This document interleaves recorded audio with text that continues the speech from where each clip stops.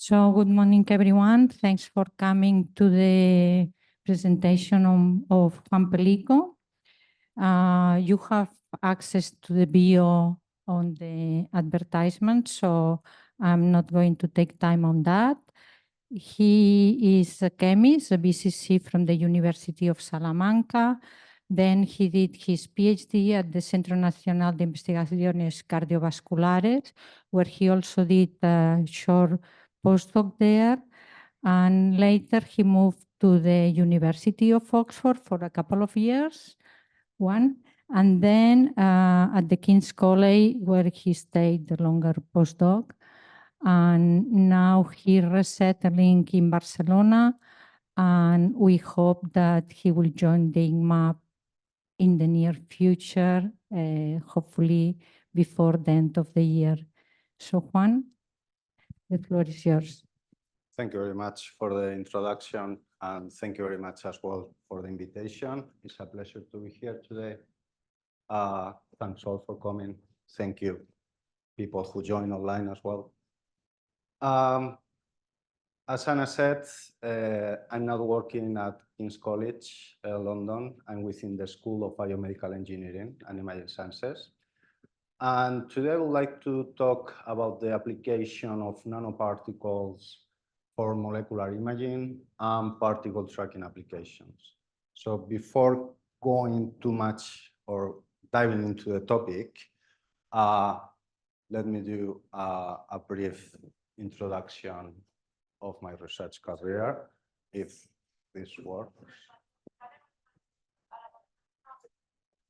A la pantalla, a esta. Okay. Okay, nice trick. So yeah, as Anna said about my research career, so I did my PhD at CNIC, is the Spanish National Center for Cardiovascular Research. It's located in Madrid. I started there in 2012. I stayed there with the PhD in 3 years, and then I worked as a specialized technician for 2.5 years. Then I moved to the Department of Chemistry at the University of Oxford under the supervision of Professor Jason Davis. I stayed there for 1 year doing some synthesis of bioresponsive materials for MRI. And I finally joined the department, the group of Professor Phil Blower at the Department of Imaging Chemistry and Biology. This department is within the School of Biomedical Engineering and Imaging Sciences, within the Faculty of Life Sciences, so it's quite complicated. Essentially, we are based at St. Thomas Hospital. This is in the city center in London. If you have been there, it's very easy to recognize. It's in front of the Parliament, in front of the London Eye.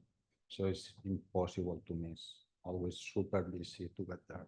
But the views are nice, of course.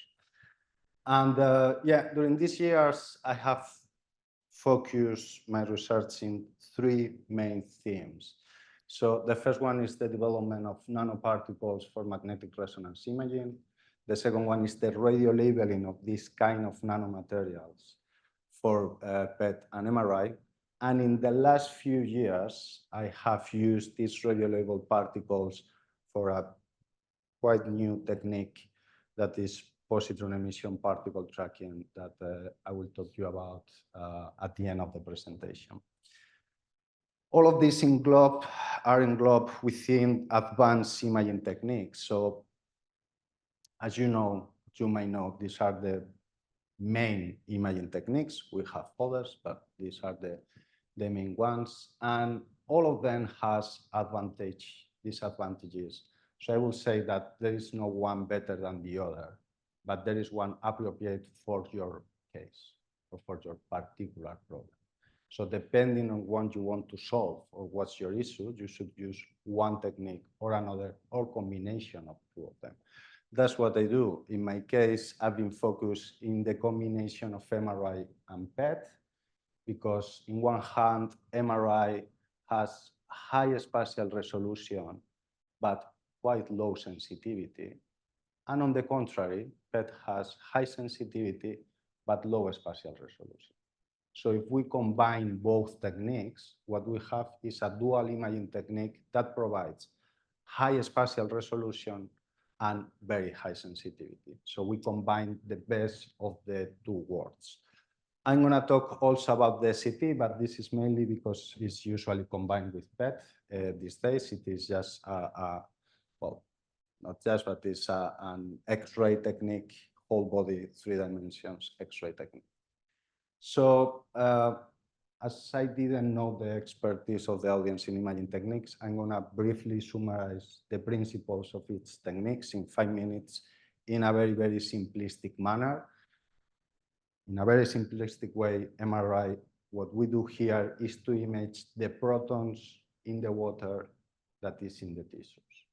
So with these protons, we have at odd spin numbers that are oriented parallel or anti-parallel to an external magnetic field. When we apply a radio frequency pulse, we trigger the excitation of these magnetic moments, and what we measure is the time that take back for them to go back to the equilibrium. So if we measure that time, the time that it takes to go back over the Z axis, we are talking about the longitudinal relaxation time, or T1 time.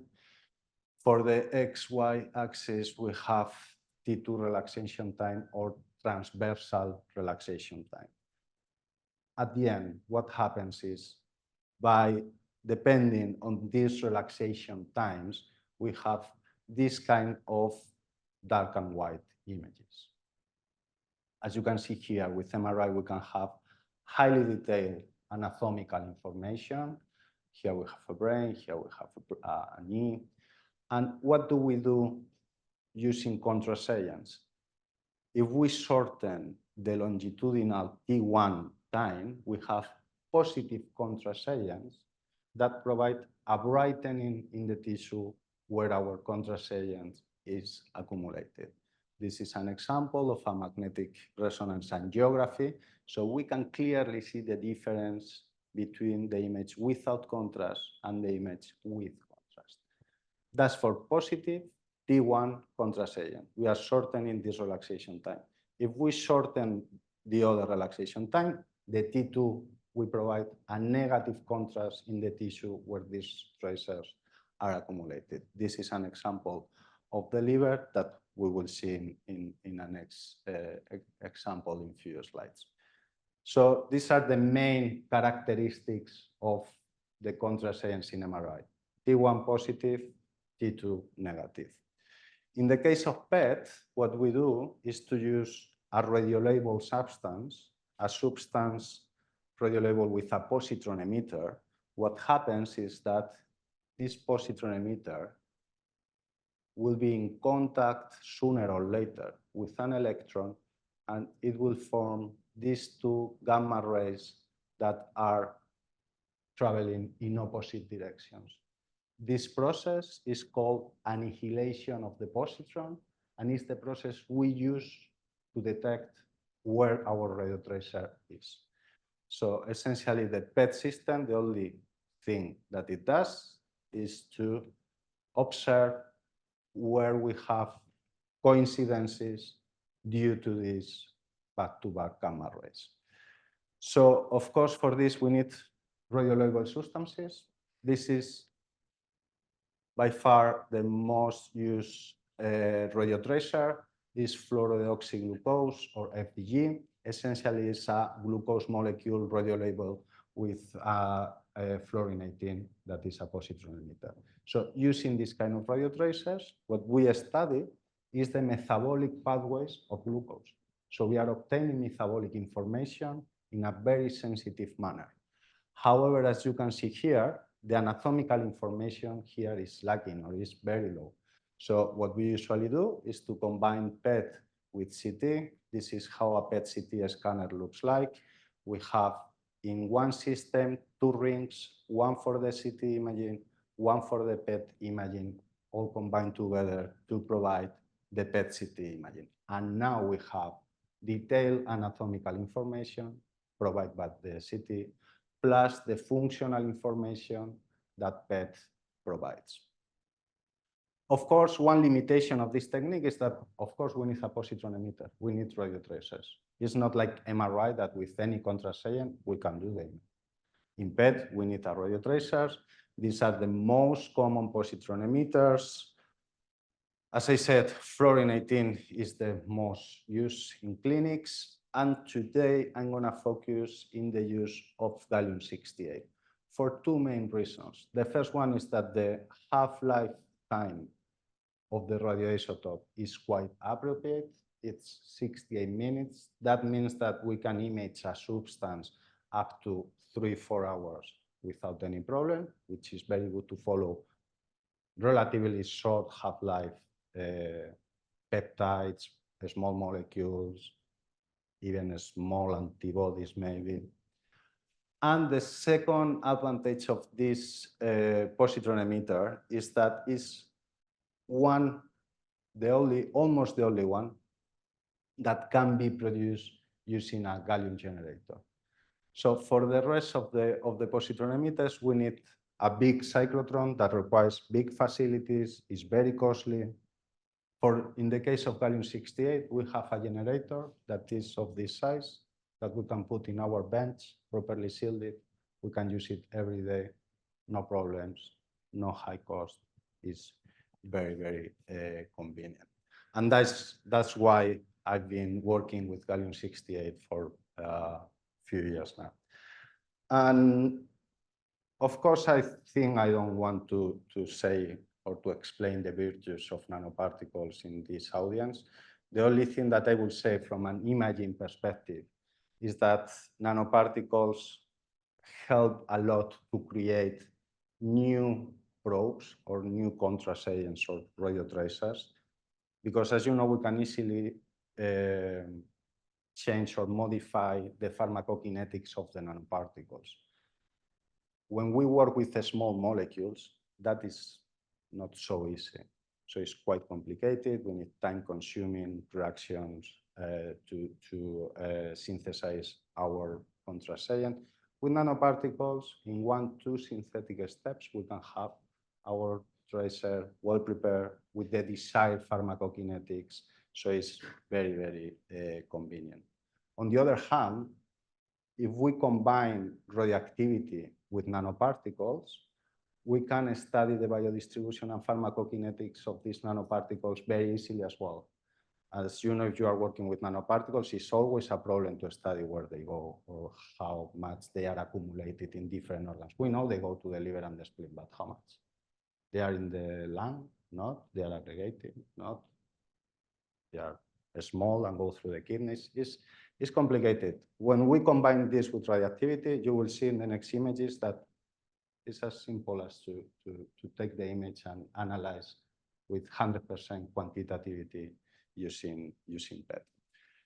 So, you know, we can have many different types of nanomaterials that we usually classify them in organic, inorganic nanomaterials. I'm not going into much detail into this because there are many different classifications.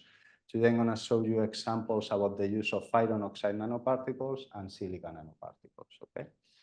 And first, I'm going to start explaining about or showing you a couple of examples about the use of iron oxide and silica materials as contrast agents for MRI. So in the first case I wanted to show you is the development of this kind of iron oxide nanoparticles, in which we use a microwave-driven technology to, just starting from iron chloride and citric acid, we can form the nanoparticle in less than 10 minutes. The good point or the good thing about this synthesis is that just by modifying the reaction temperature from 80 degrees to 140 degrees, we can change the effective or the hydrodynamic size of the particle a little bit, the core size as well. That results finally in the change in the relaxometric properties of the nanoparticles. That is the ability of our nanoparticles to provide positive or negative contrast. So this is measured in this case by the longitudinal relaxivity, the ability to provide positive contrast, but most importantly, the ratio between this transversal longitudinal relaxivity. So essentially here, the lower the value, the better positive contrast, the higher the value, the better negative contrast. So what we have here is that for 80, 90, 100, 120, we have a good positive contrast agent, but at 140, as we increase the hydrodynamic size of the particles, we increase the transversal relaxivity and the ratio. So we have a good negative contrast. So we corroborate this in vivo. So here we have the whole body MR angiography that I showed you before. With these particles, they are circulating very well in blood after 90 minutes, and the high intensity in the contrast they provide, we can even perform angiography in the brain and to visualize even the smallest vessels, which is very convenient. On the contrary, if we use the 140-degree synthesized particles, they are good for T2 contrast. This is the image I showed you before. This is the liver. The particles are accumulated in the liver. We have a strong negative contrast due to the presence of our nanoparticles. So at the end, the take-home message of this example will be that just by a simple 10 minutes reaction, we can obtain long circulating particles that can be used for T1 contrast, or particles that accumulate rapidly in the liver to provide a negative contrast. And this is just mixing the starting materials and doing a 10-minute reaction. So it's very convenient as well.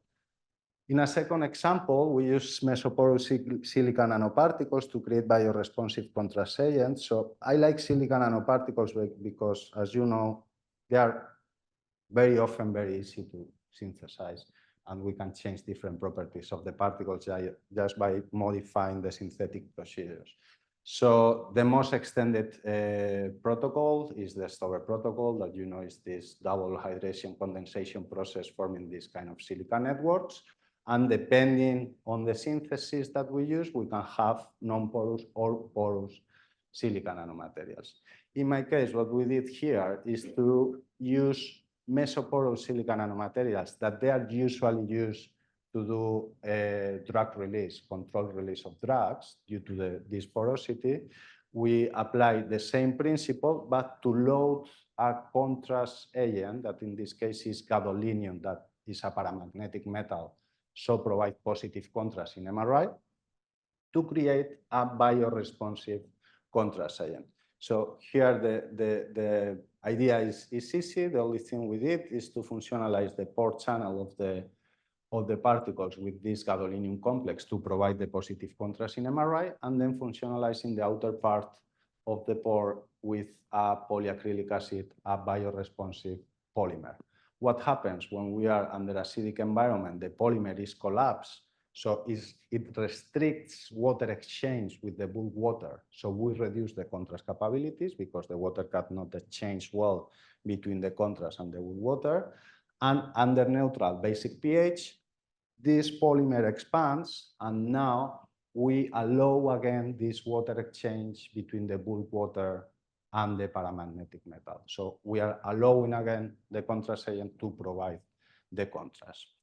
So we perform the synthesis of the particles. These are the electron microscopy. You can see the mesoporous here.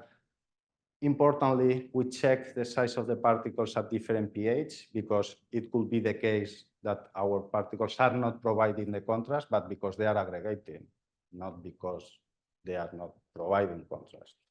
So we observed that the particles were stable at the whole range of pH. That's why we have to introduce this pegylated compound. And then we check how is doing the water exchanging or the capabilities of our pore channels to do this close-open conformation. So what we did was to load the pore channel with a fluorescent dye, and then to quantify how much fluorescence we have in the bulk water at different pH.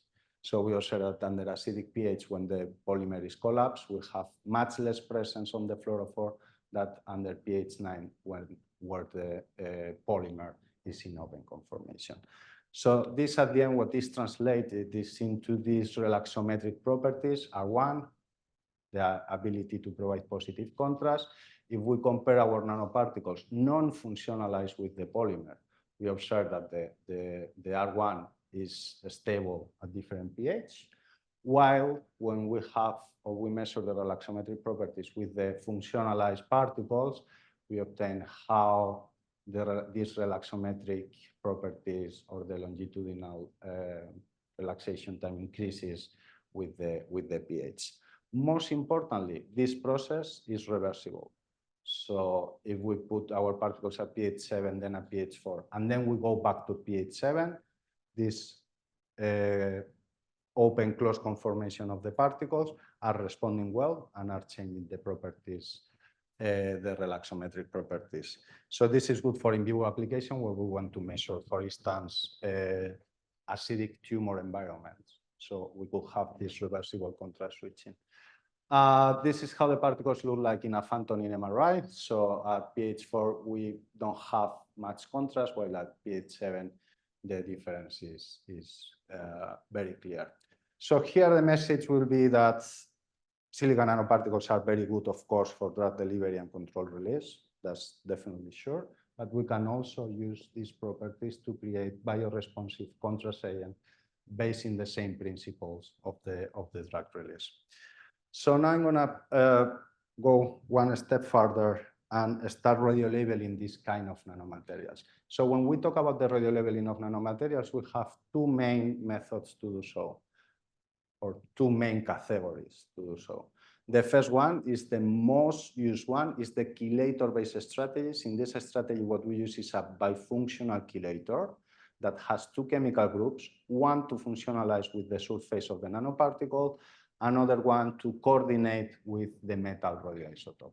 So at the end, what we have is a radiolabeled nanomaterial. We can first combine the chelator to the nanoparticle and then do the radiolabeling, or we can do the radiolabeling of the chelator and then combine it with the surface of the particle. Either way, at the end of the day, what we have is our radiolabeled nanomaterials. This is the most used method because it's simple, although it requires two-step synthesis. It's simple, it's quite versatile. We have many different bifunctional chelators depending on what we have in our nanoparticle surface. If we want the chelator to react with amines, with hydroxyl groups, with carboxylic groups, we have chelators for all of that. But however, it has a main drawback, and is that, of course, we need to functionalize the surface of the nanoparticle. If we don't do this carefully, we are going to change the physicochemical properties of the nanoparticles. We are going to change the pharmacokinetics of our nanoparticles. And now we will have a new nanoparticle that is not the same that the one we wanted to radiolabel. So we need to do this kind of conjugation and coordination chemistry very carefully to ensure that what we are really seeing in the PET imaging is the nanoparticle we want to see. To avoid having to do this functionalization on the surface of the nanoparticles, we have the non-chelator radiolabeling strategies. These strategies uses different physical and chemical properties of the particles to incorporate the radioisotope. Today, I'm going to talk about two of them. I'm going to talk about the chemical absorption that uses the affinity of some materials towards different metallic radionuclides, and the cold plus hot precursors that introduce the radionuclide in the very first step as we are synthesizing the nanoparticles, but we will see it in more detail now. So talking about the chemical absorption, we use it for this example here in collaboration with Anna, in which we had silica nanorods and silica spheres. So they both have the same effective size of 1 micron, and we wanted to study what happens in the in vivo biodistribution when we inject particles with the same effective size, but with different shapes. One is a rod, the other one is a sphere. So we use, or we take the advantage of the well-known affinity of silica materials towards oxophilic cations to functionalize or to radiolabel these nanoparticles. So essentially, it's well known that the silanols contained in the silica particles reacts very well with oxophilic metals such as gallium-68, but also zirconium-89, indium-111, copper-64, broad variety of radionuclides. It's as easy as just to mix the nanoparticles with the radionuclide. You heat it at 90 degrees for 10 minutes. Your nanoparticle is radiolabeled very efficiently.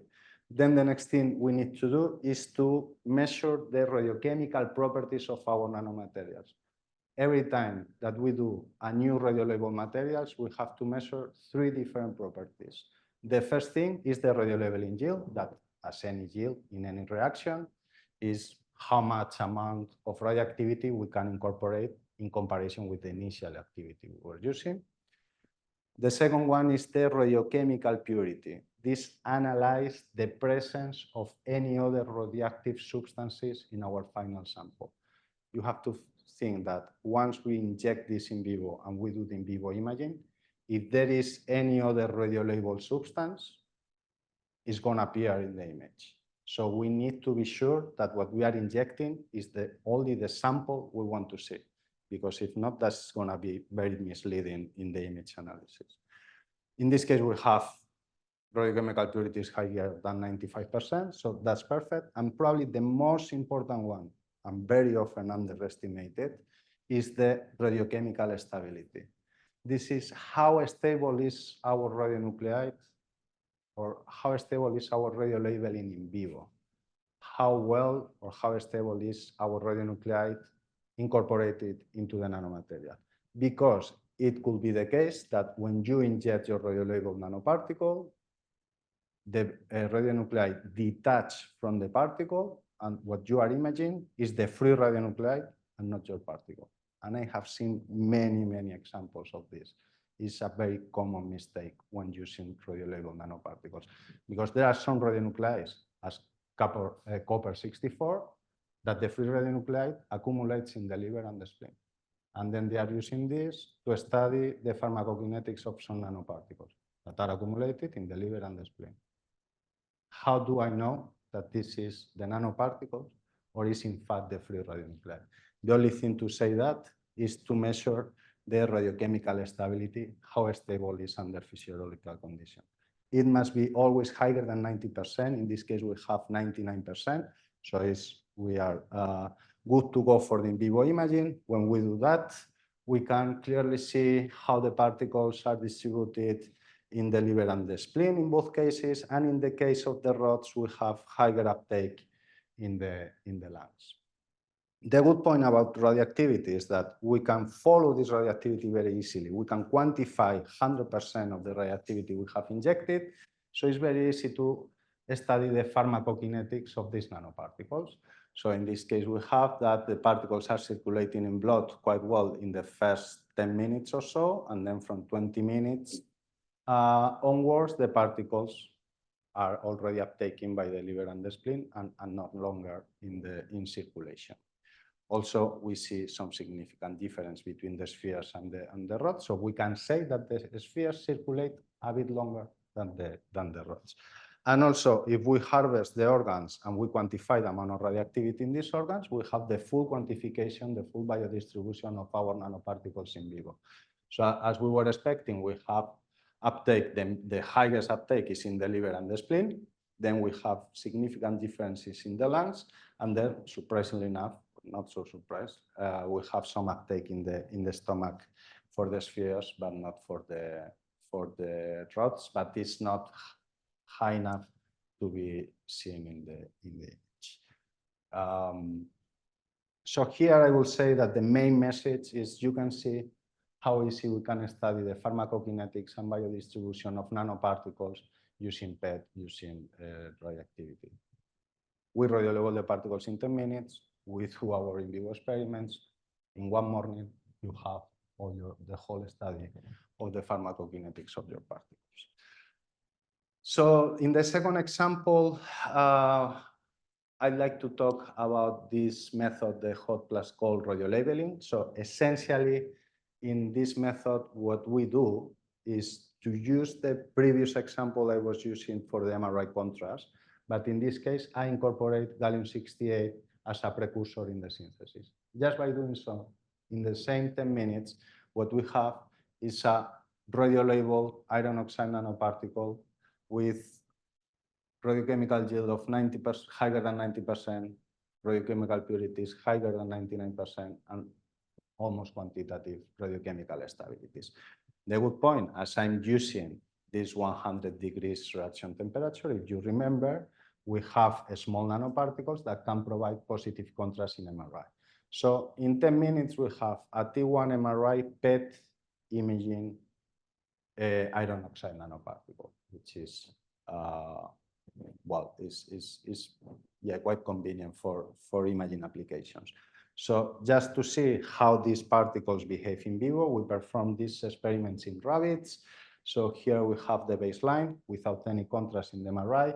Then we inject our contrast, we'll go to the PET scanner. We can clearly see in the PET how our particles are circulating after 1 hour. We can distinguish the heart, carotids, aorta, cardiovascular veins and arteries. And then we move back to the MRI and we can see how these particles provide this high intensity in T1 MRI.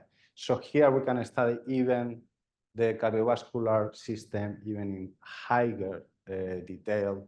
We can see the smallest veins and all the cardiovasculature of the animals. So this is just with the naked particles coated with dextrin or citric acid. We can use these two coatings. If we want to do molecular imaging to a specific target, an event in disease, we need to conjugate our particles or incorporate something into the surface of the nanoparticle. So in the first example, we use these particles for pre-targeted molecular imaging. I don't know if you are familiarized with that, but if not, I'm going to explain in a couple minutes. So we use this strategy to image things that circulate for a long time using radioisotopes with short half-lives. Because now what we do, if you want to image an antibody in the hospital in vivo, that this is due for immunotherapy as well, what we do is to radiolabel the antibodies with zirconium-89, that it has a half-life time of 3 days, 3.3 days. What happens? Our patient is going to be radioactive for 10, 15 days, which is not the best strategy. If we use a pre-targeted molecular imaging, we can do exactly the same with something that disappears in 1 hour, 2 hours. So it's much more convenient. So the idea is this one. So we combine or we conjugate our antibody with a chemical group and we inject the antibody. It's cold. We don't have any radioactivity. So we can have the patient with this antibody in circulation for as much as we need for the antibody to reach the specific binding sites. Then in a second step, we inject our radiolabeled substance conjugated with a chemical group that is complementary to this one, that reacts very fast and that reacts in vivo. So essentially, in less than half an hour, usually, our radiotracer is coordinated with antibody, and what we are visualizing is the antibody. For this kind of chemistry, we use bioorthogonal reactions. One of the most common ones is this cycloaddition between the trans-cycloactine and the tetrazine, that it essentially is an inverse Diels-Alder reaction, that it happens under physiological conditions, usually in less than half an hour. So we exploit this strategy in this publication to do something that we call fast pre-targeted molecular imaging. So in this case, we functionalize CD41 antibodies that can target specifically platelets in vivo with the trans-cycloactine, and we functionalize our radiolabeled nanoparticles with this benzyl tetrazine. Using fluorescent analogous of both compounds, we can study how this, we can study the reaction, the bioorthogonal reaction is happening, and we can even study the kinetics of the particles, showing that in less than 25 minutes, our reaction is completed 100% under physiological conditions. That's very important. So for what did we use this strategy? This was a collaboration with Andres Hidalgo at CNIC. Essentially, they were having a problem. They saw that when they perform an acute myocardial infarction procedure in their mice model, that is a neutrophil deficient model, CXCR4, they were having a 50% of survival rate. While in wild type, they were having 100% of survival rate. That is what they were expecting. So what's happening? Why my mice are dying? What they observed is a higher accumulation of platelets doing intravital microscopy, but they didn't know what was happening with these platelets. So they asked for our help. And the problem here is we need to observe something that is happening very quickly because the mice are dying in less than 45 minutes. That is related with platelets, but we don't know what's happening. So something that reacts very specifically, very quick with platelets. And we came with this fast pre-targeted molecular imaging strategy in which what we did was to use these pre-targeted strategies to co-inject the antibody with the nanoparticles to produce the bioorthogonal reaction at the same time that the antibody is coordinating with the platelets in vivo. So what we observe is that in the acute myocardial infarction in the neutrophil deficient CXR4, there was this formation of thrombi in vivo in the brain. And that was the cause that was producing the death of the animals. As we are using PET, of course, we can quantify how many particles we have in our thrombi. And as we were using iron oxide nanoparticles, we can stain these nanoparticles with Prussian blue or Pearls staining, and we can identify them in histology.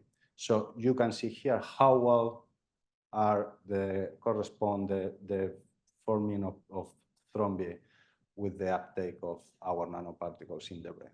So the message here will be that we can study or we can use molecular imaging with nanoparticles to solve very complex issues in different diseases. So in the next sample, we use the same radiolabeled particles, but in this case, we functionalize these particles with this biphosphonate, this alendronate sodium trihydrate, to target vascular calcifications in atherosclerosis.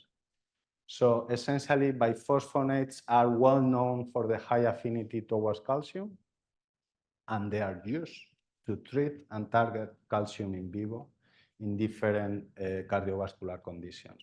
So essentially, we conjugate our nanoparticles with these kind of molecules to produce a particle that is able to target the calcium species that are present in atherosclerosis, that the main ones are hydroxyapatite, calcium phosphate, and calcium oxalate. At different concentrations of these calcium salts, we can see how our particles increase in size, while when we use the particles without the alendronate, we don't observe any significant differences.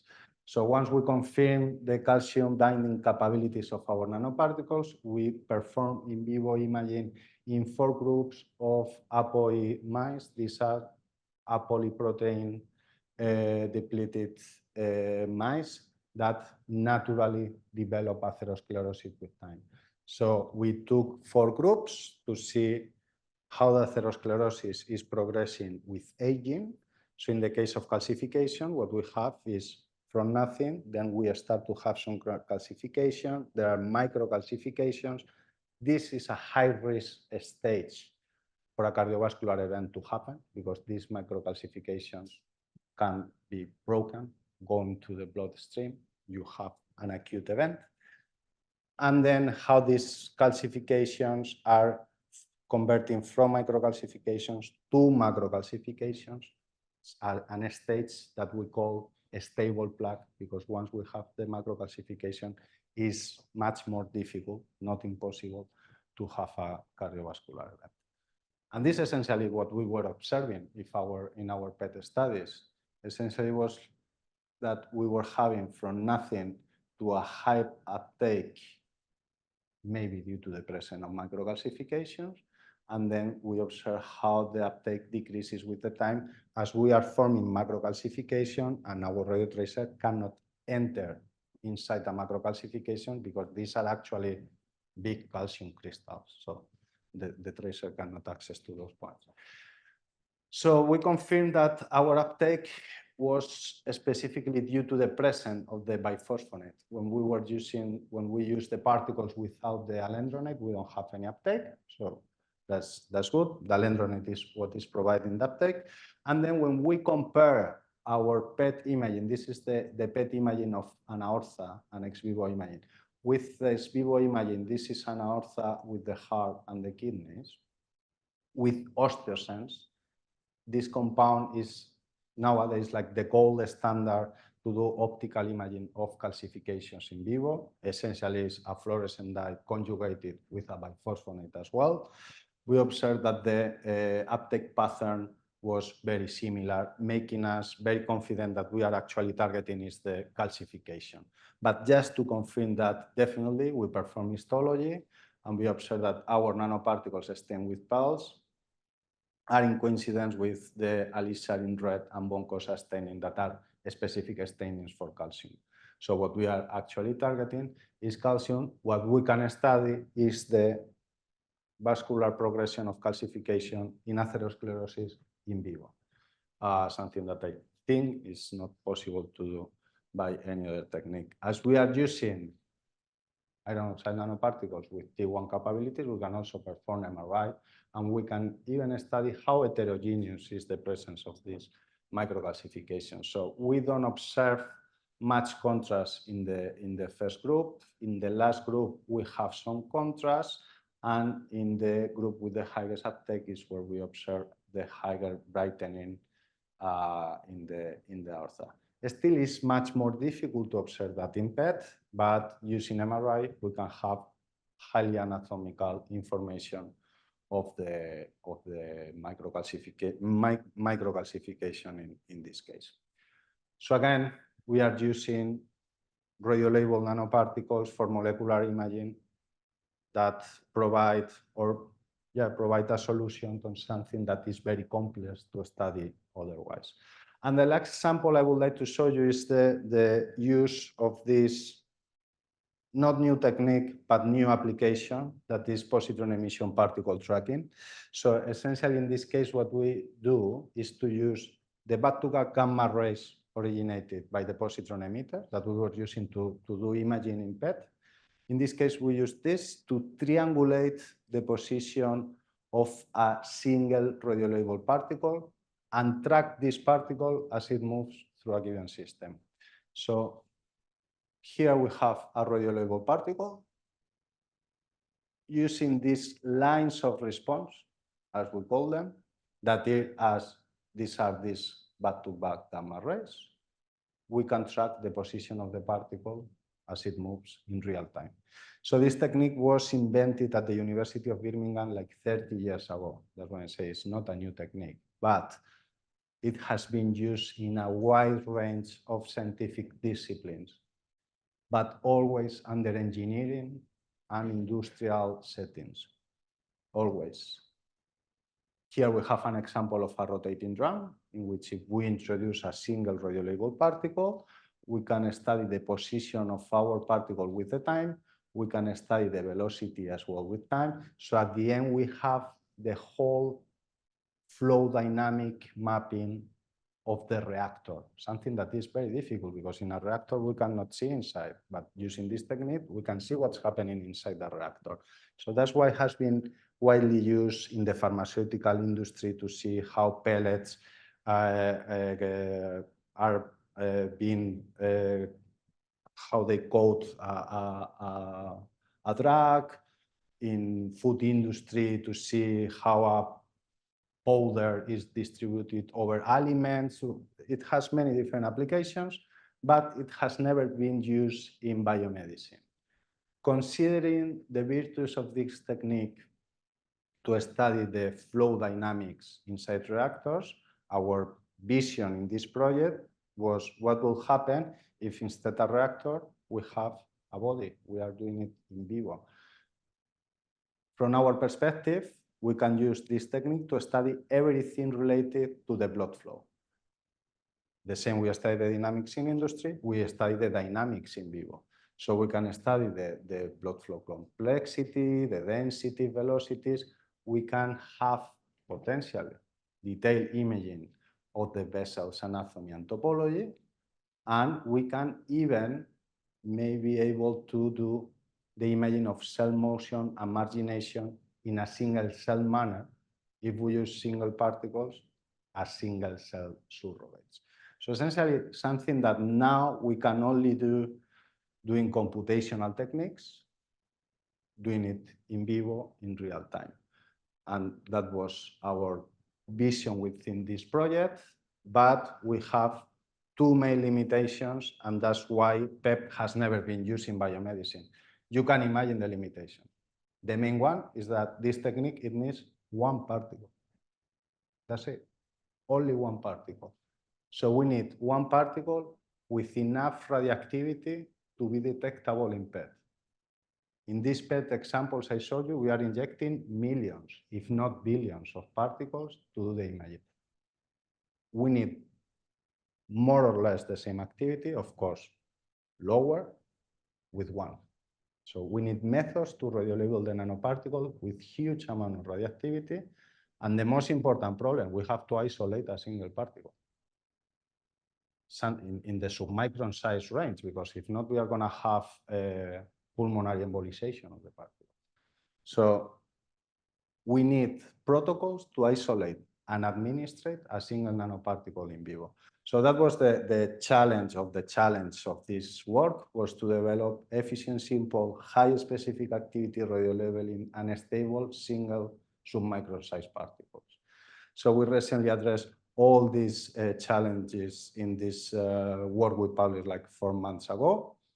And I'm gonna show you like some highlighted results. So for this, we use the 1 micron silica particles I was showing you before. We synthesize them using the Stover protocol, as I showed you before. You can see we have nanoparticles of 950 nanometers, 0.95 microns. They are in the spherical shape. We can see the sample is very homogeneous. Then using the chemical absorption radiolabeling, we radiolabel these particles with gallium-68 just by mixing with the materials and heating at 90 degrees. We obtain radiolabeling yields very high, even at low concentrations of 2 micrograms per milliliter. And this is very important because at the end, we want only one particle with a lot of radioactivity. We need a combination between a material and radionuclide that provide super high affinity as much as possible to have a single radiolabeled particle. Once we know that the combination silica-gallium is very convenient and that could potentially provide nice results, we need a method to control how many particles we are using.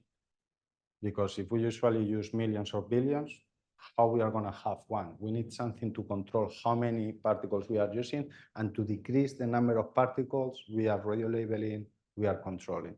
So for that, what we did is to use flow cytometry in the same way that we would do if we were counting cells. In this case, we use counting bits to count the number of particles in given solutions instead of counting cell population. As simple as that. Now we know how many particles we have in a given solution, in this case at 0.05 milligram per ml. And we optimize our radiolabeling protocol to radiolabel only 500 particles. So we radiolabel these particles with a radiolabeling yield of 2%, which of course can be low in general terms of radiolabeling a substance. But if we think that we are radiolabeling only 500 particles instead of millions or millions of particles, 2%, I would say, is extremely high. Once we have 500 particles radiolabeled, we perform a fractionation protocol that essentially we know we have 500 particles in a given solution. We took different fractions of particles, different volumes, doing dilutions following the radioactivity, we are able to find a single particle. It's easier than it sounds, but it took a little bit of time to implement that technique. At the end, what we have is a single particle that we corroborate using autoradiography. In this technique, essentially, we follow the radioactivity. So you can see in the case of the control with gallium chloride, if we spread a solution in this strip we can observe radioactivity in the whole solution. In this case, if we spread the solution in the strip, we observe a single hot spot due to the presence of a single particle.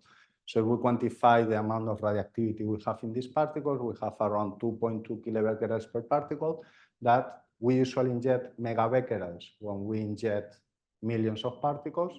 Having 2 kilobecquerels in a single one is a very high specific activity. So encouraged by these positive results, we moved to the optimization of a protocol to inject a single particle. That took some time as well, because you can think how easy we can lose a particle from our test tube to the injection in the animal. It's a single one. So that particle can get stuck in the test tube, in the needle, in the syringe, in the cannula, everywhere. So we have to optimize this administration protocol, and we were able to image healthy mice with our silica single particle. So what you observe is that the particle is rapidly uptaking in the lung. Here it seems that we have a change in the particle position between the first 5 minutes and the second 5 minutes, something that we will use later for the particle tracking. But for now, we have a single particle, or what we believe is a single particle in the lung. If we measure the activity, because we are using radioactivity, in the biodistribution study, of course, the only organ when we see radioactivity is in the lung. A most interesting experiment is this autoradiography experiment, in which we took the small portion of the lung containing all the radioactivity, something that we can see with a radioactivity detector, and we start cutting slices until we identify a single 20 micron slice, 20 micron thickness slice that contain all the radioactivity. Once we find this slice, there is no more radioactivity whatsoever in the rest of the organ. When we image that in the autoradiography, what we observe is a single hot spot in this hot slice, no radioactivity even in the anterior and posterior slices. That makes us super confident that what we really have is a single particle and not an aggregate of particles, that it will appear in different slices, because the effective size of this aggregate will be higher than 20 micron for sure. So this was time-consuming, but a very rewarding experiment. But then we wanted to do all of this to do particle tracking. So the next thing we did is, in collaboration with Mediso, which is the company of the preclinical PET-CT scanners, we perform using the Birmingham algorithms, the co-inventors of the techniques, we do the particle tracking. This is the normal PET image. As we observed in the former PET imaging, we have like different positions of the particle between the first 5 minutes and the second 5 minutes. When we perform the particle tracking, what we have is how if this can want to work or not.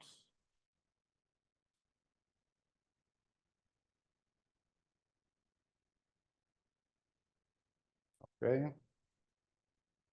Yeah.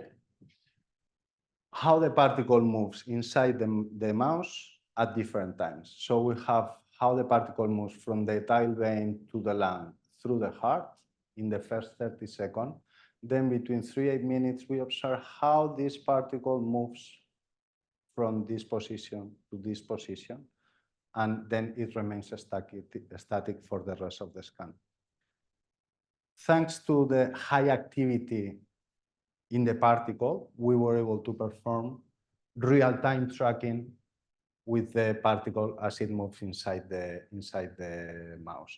So what we have is this real-time tracking that allow us to measure, and this is just a very preliminary example, the blood flow velocity. We were able to study the breathing motion of the mice once the particle is static in the lung. And as the particle is moving inside the lung capillaries, we were able to study the blood flow velocity inside the lung capillaries, something that is impossible to do by any other imaging technique. And this is just some preliminary results. Unfortunately, of course, the particle got stuck in the lung very, very rapidly. What we are looking for is for a particle to circulate for a long time so we can create the blood flow mapping at whole body level of the entire animal. So for that, we try or we attempt to functionalize the particles with a pegylated compound with this kind of empexylane. We didn't observe any change in the size of the particles. We performed the radiolabelling. There were not significant differences in the radiochemical properties, but unfortunately, when we injected the particle in vivo, we still had the uptake of this particle in the lung. Of course, we can still do the particle tracking, the real-time tracking in vivo. There are different reasons for why this could be happening, and we are now trying to sort out this issue and to achieve a single particle tracer able to circulate for a long time in the blood to have this blood flow dynamics in vivo using particle tracking. And that's all for me today. So some conclusions. We can synthesize very easily iron oxide nanoparticles to provide positive or negative contrast depending on what we need. I think that mesoporous silica nanoparticles are nice platforms to develop bioresponsive contrast agents.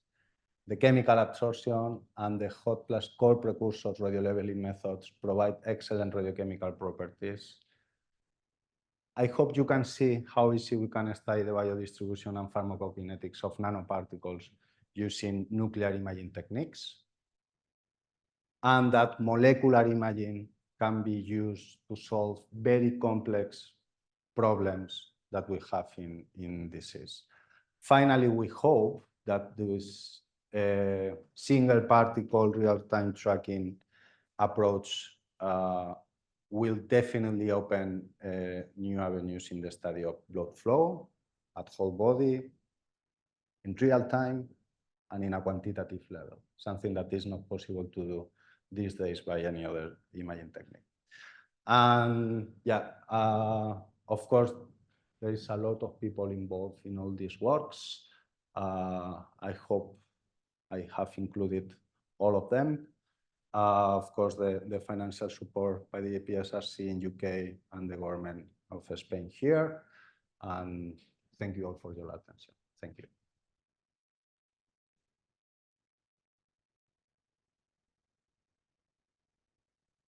Thank you very much, Juan.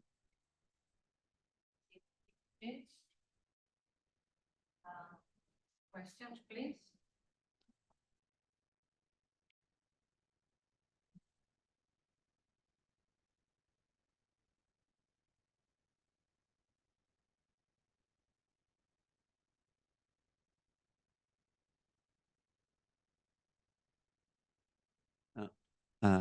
There is one doubt I have when so the gallium-68, it's radioactive for, let's say, well, 4 hours, or the half-life is 1 hour or less. Normally, we consider that something is radioactive up to 12 half-lives.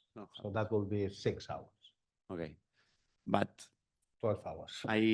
what I understand is that when you prepare your materials, you already have this gallium-68.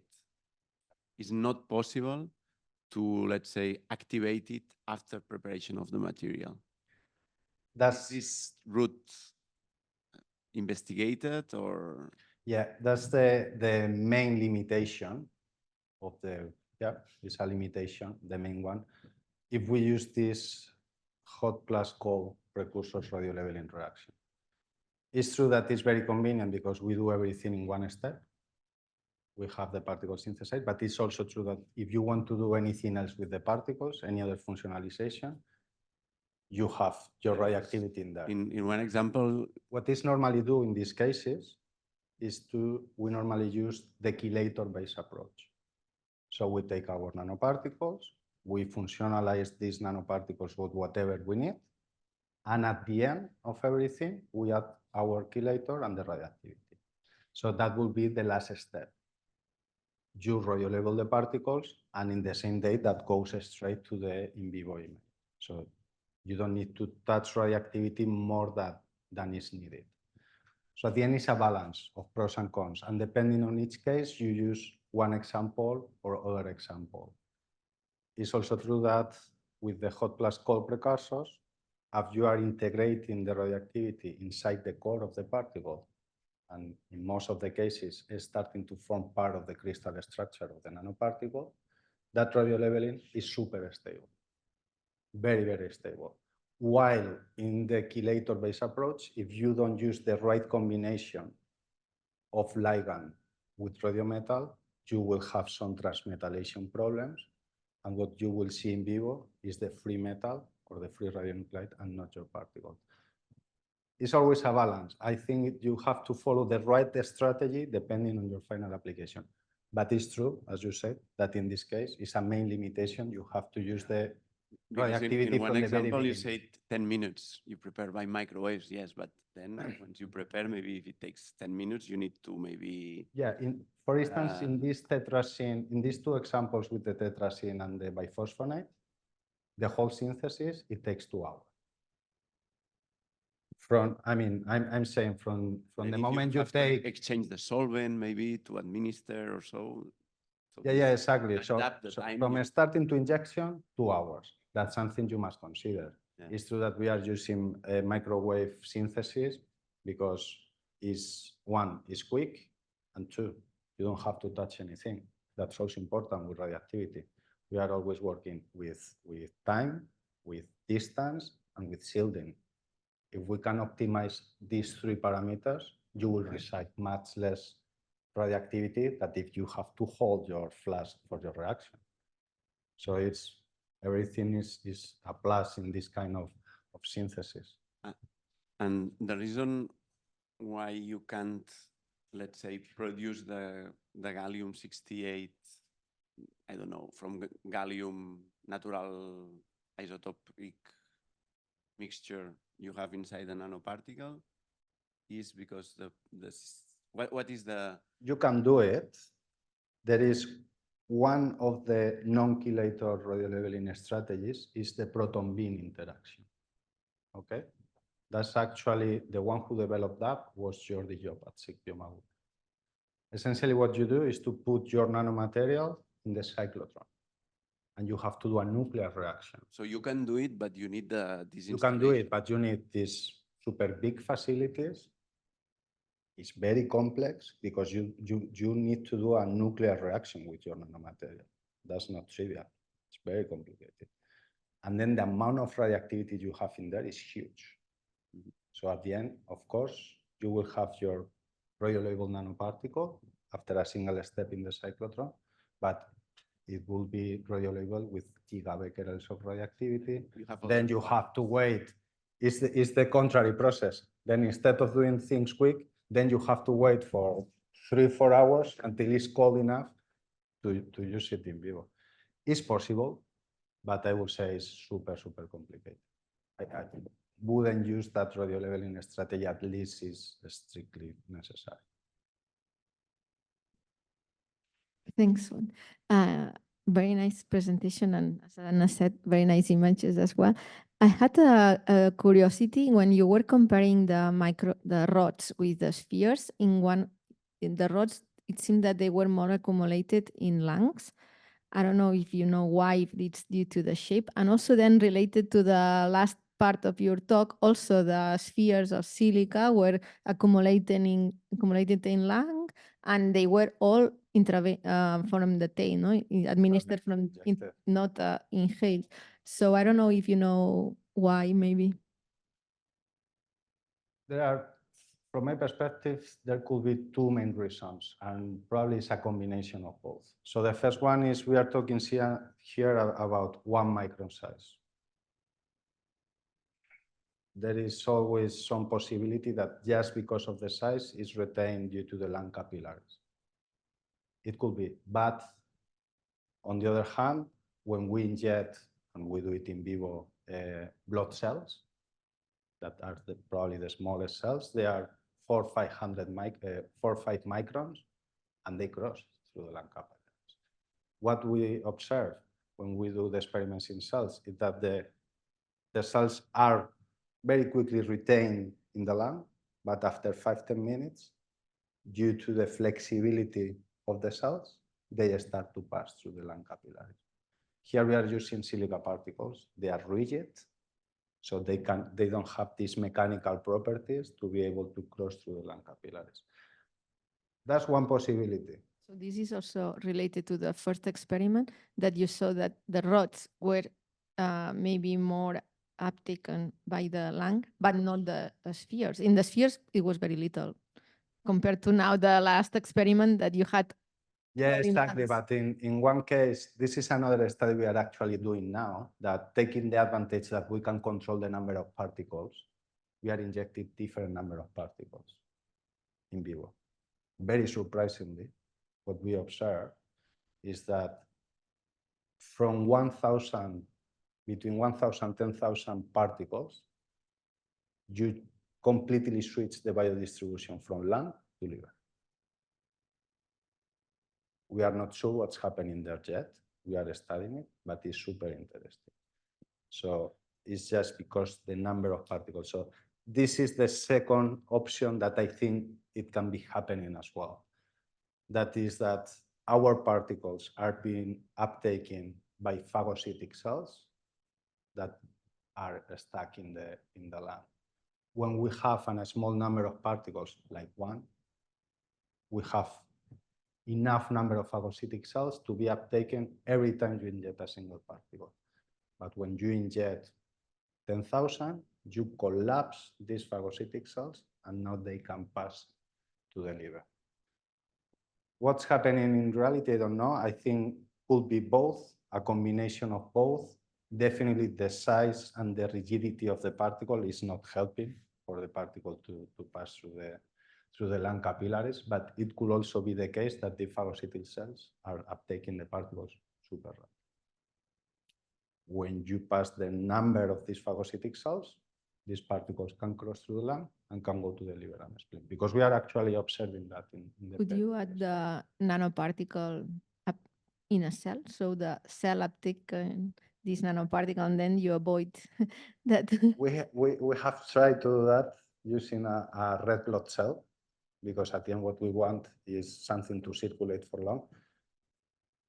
It's, of course, even more challenging than just a single particle. We were able to do it, but we have one problem using a single red blood cell, is that we cannot load enough radioactivity without killing the cell. It's not huge, but still, as it's just one cell, if you have 200 becquerels, it's killing the cell. And that cell goes to the lung, but because it's there, not because, you know. So it's a problem, because we have one solution, but that solution is not good to solve the problem we need to solve. So now we are trying different combinations, and I think it's very interesting what is happening with these phagocytic cells, or what we believe is a phagocytic cells, because it's the first time that someone can inject so tiny amount of particles in a controllable manner. So I think we are observing things that we were not expecting, and maybe we can put a solution. So our next experiment will be, I can inject 1 million particles, cold particles, and then inject one and see what happens. If these 1 million particles uptake these phagocytic cells, maybe the one particle then can cross through the lung and circulate. We will see, but we are actually studying that. Is interesting. Thank you. Any other question? No. David has a question.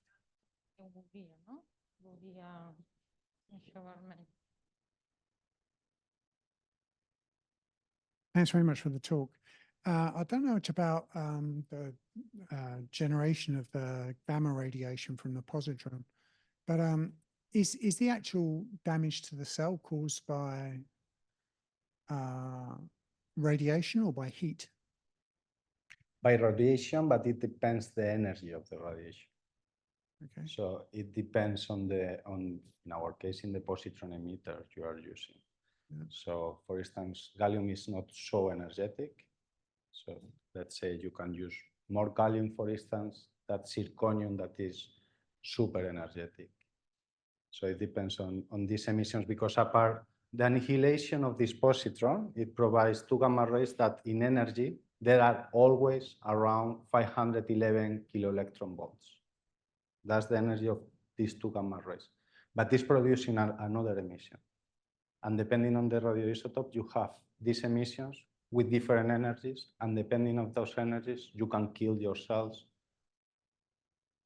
with lower or higher doses, depending on the radioisotope. Right, so it's not the gamma radiation, it's the beta radiation or something like that. It's beta radiation. It could be also the gamma radiation, but not the gamma radiation coming from the annihilation. It's not coming from the secondary nuclear reaction that the positron emitter is undergoing. So it could be the gamma radiation. So it's true that the gamma radiation, if you compare gamma radiation with alpha radiation, with beta radiation, is the less, let's say, dangerous for the cell. But with enough amount, you can also kill a cell with gamma radiation. All right, thanks. Thanks. So Juan will be here this afternoon. If you want to talk with him in more private setting, just let me know and we can do that. Okay, thanks for coming. And let's thank him again.